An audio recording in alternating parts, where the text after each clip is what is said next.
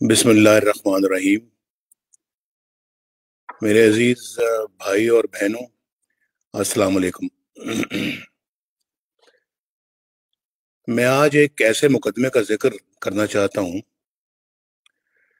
जिसका बड़ा गहरा ताल्लुक पाकिस्तान के आइन, पाकिस्तान के कानून, हमारी जमहूरियत और फिर मौजूदा हुकूमत के वजूद के कानूनी जवाब से है।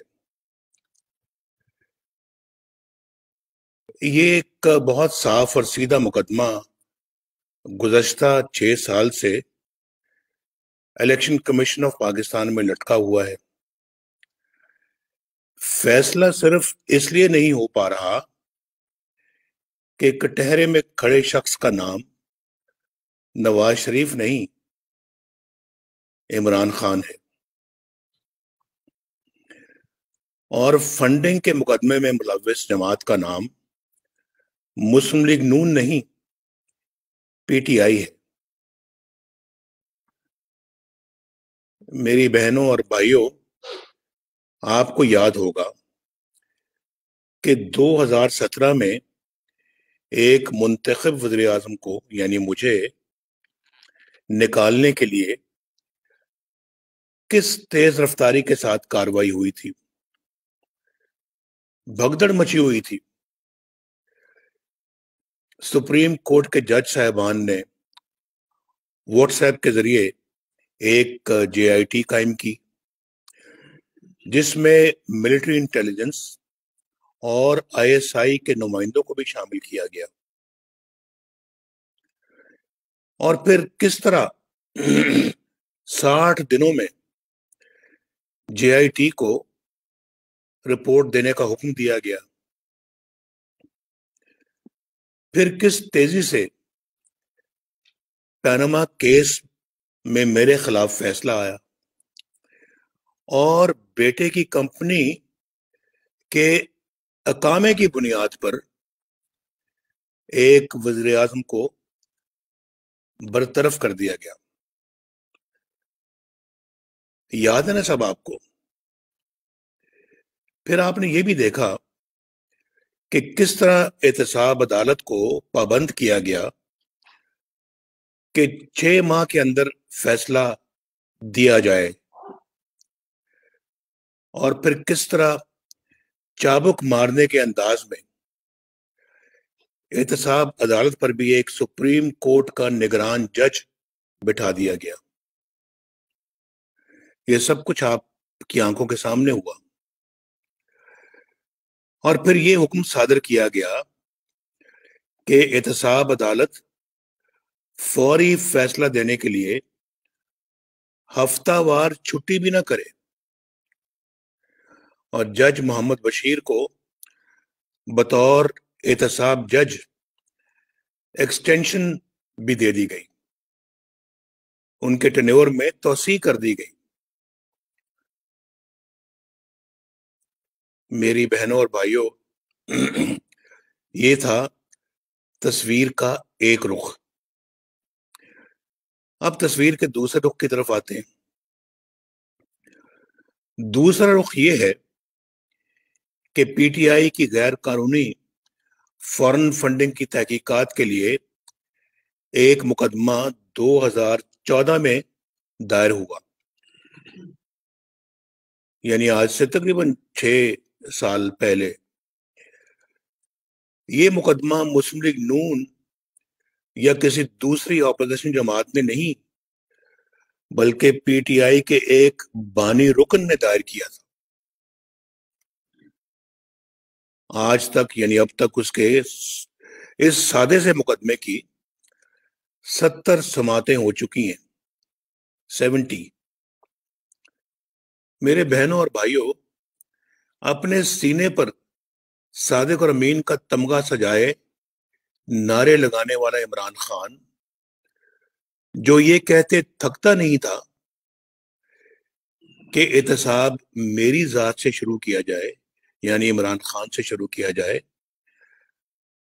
अब अपने इक्तदार और अपने सरपरस्तों की हमायत से इंसाफ की राह में सबसे बड़ी रुकावट खुद है। اس نے مختلف ہیلوں اور بہانوں سے 30 بار کیس ملتوی کروایا، 8 بار وکیل بدلے، الیکشن کمیشن کے 20 آرڈرز کو ردی کی ٹوکری میں ڈال دیا،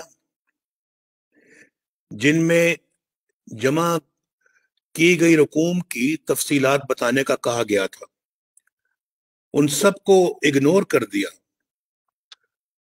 نظر انداز کیا ان سب کو، اور ٹال مٹول کے لیے، یعنی معاملے کو ٹالنے کے لیے اعلیٰ سطحوں پہ یعنی اعلیٰ عدالتوں میں 6 مختلف درخواستیں دائر کی تاکہ یہ کیس سنا ہی نہ جا سکے۔ مارچ 2018 میں الیکشن کمیشن نے P T I foreign funding کی جانچ پڑتال کے لیے ایک اسکروٹنی کمیٹی قائم کر دی اور حکم دیا کہ 1 ماہ میں رپورٹ دی جائے۔ پتہ نہیں یہ نورا کشتی تھی یا کیا تھا، آج تقریباً 2.5 سال ہو گئے، کوئی رپورٹ سامنے نہیں آئی۔ اکتوبر 2019 میں الیکشن کمیشن نے ایک آرڈر پر لکھا کہ یہ کیس تاریخ میں قانونی عمل کی تذلیل کی بدترین مثال ہے، لیکن کسی بات کا کوئی اثر ہی نہیں ہوا۔ اب 7ویں سال میں عمران خان نے تسلیم کر لیا ہے، یہ 2-3 دن پہلے آپ نے بھی سنا ہوگا کہ فارن فنڈنگ میں خرابیاں ہوئی ہیں، لیکن پھر حسب عادت اس کی ذمہ داری اس نے اپنے ایجنٹوں پر ڈال دی ہے اور کہا ہے کہ ایجنٹوں نے یہ کام کیا ہوگا۔ بھائی، یہ ایجنٹ کوئی راہ چلتے لوگ نہیں ہیں، بلکہ باقاعدہ پی ٹی آئی کے نام سے امریکہ میں رجسٹرڈ 2 کمپنیاں ہیں جو عمران خان کے حکم پر وجود میں آئیں اور اسی کی نگرانی میں ہی انہیں چلایا جاتا رہا۔ لیکن بات یہاں ختم نہیں ہوتی۔ اسٹیٹ بینک آف پاکستان نے پی ٹی آئی کے 23 اکاؤنٹس کی معلومات الیکشن کمیشن آف پاکستان کو فراہم کی ہیں۔ عمران خان نے ان میں سے 15 اکاؤنٹس کو چھپایا اور فراڈ کے ساتھ انہیں الیکشن کمیشن کو دی گئی رپورٹ میں شامل ہی نہیں کیا، جو کہ قانون کی سنگین خلاف ورزی ہے۔ عمران خان نے نہ کل رقم بتائی اور نہ ہی ذرائع بتائے اور نہ ہی کوئی منی ٹریل دی اور نہ ہی کوئی رسیدیں دی۔ شفافیت کا ڈھول پیٹنے والے عمران خان کے مالی معاملات میں شفافیت کا نام و نشان ہی نہیں ہے، سرے سے ان میں اس کا وجود ہی نہیں ہے شفافیت کا۔ مگر پاکستانی قوم یہ جاننا چاہتی ہے کہ کتنا پیسہ جمع ہوا اور یہ پیسہ کہاں گیا۔ اگر اس میں کوئی کرپشن نہیں ہوئی تو بھائی پھر چھپایا کیوں گیا؟ کیا یہ مشکوک اور غیر شفاف اکاؤنٹس منی لانڈرنگ کے زمرے میں نہیں آتے؟ منی ٹریل کہاں ہے؟ اور پھر الیکشن کمیشن قوم کو یہ تفصیلات دینے سے کیوں اور کس کے کہنے پر کترا رہا ہے، کیوں گریز کر رہا ہے؟ کیوں پاکستانی قوم کو اندھیرے میں رکھا جا رہا ہے؟